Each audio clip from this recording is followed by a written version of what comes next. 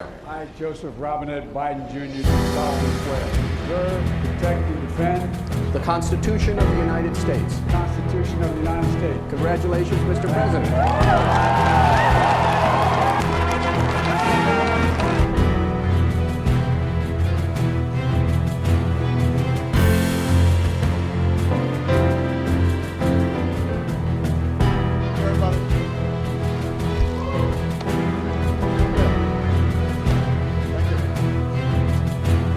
President Barack Obama arrives at Rajpath.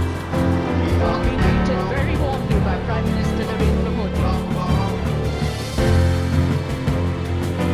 I think that the United States and India are natural allies.